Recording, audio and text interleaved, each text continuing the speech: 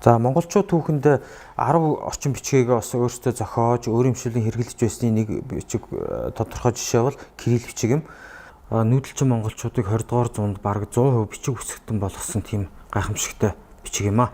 За кирилл үсгийн үүсэл гарлын тухайд бол анх 9-р зууны үед Болгарын Кирилл Мефодий гэдэг хоёр ах トゥ хоёр грек үсэгт үндэслэн анх зохиосон байдаг бөгөөд энэхүү үсэг нь одоо нийт слав үндэстэн болон за тэгээд Орос, Украин зэрэг үндэстний өөрийн бичиг болсон юм төвхтэй.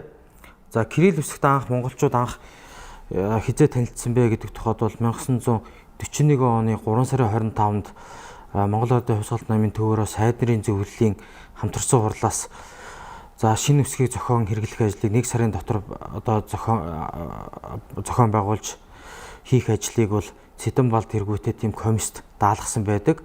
За ингээд 1941 оныхаа 5 сарын 9-нд за Орос үсэгт үндэслэн 35 үсэгтэй одоо кирилл үсгийг баталж за энийг ерөөсөө шууд 1941-с 42 оны хичээлийн жилээс эхлээд шинээр 1-р ангид орж байгаа хүүхдүүдтэй шууд зааж хэрэглэхээр ингэж шийдсэн байдаг.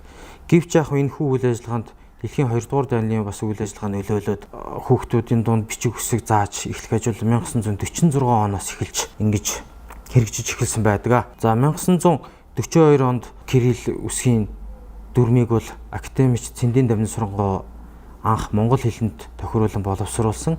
За Дамжин Сургууль бол орчин цагийн монгол халах хаялгуунд цуурлаад за тухайн үед Оросоос одоо халимаг бурайд кирилл үсгийг авч эргэлжсэн тэр туршлагт бас суурлаад энэхүү үсгийг бол 35 үсэгтэй за Орос хэлэнд байдгүй үсгийг нэмээд энэхүү үсгийг бол боловсруулсан байдаг.